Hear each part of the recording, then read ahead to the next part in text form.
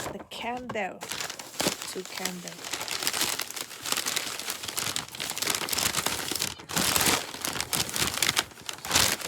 ตัวแรก strawberry peach sunset ตัวนี้หอมสตรอเบอรี่อ่อนๆแล้วก็เสียงด้วย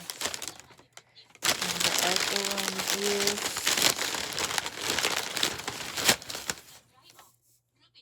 blueberry bellini นี่หอมบลูเบอร์รี่แล้วก็หอมดอกไม้นี่หอมบลูเบอร์รี่แล้วก็ออกไวน์นี่หอมสตรอเบอรี่เลยมากินดอกไม้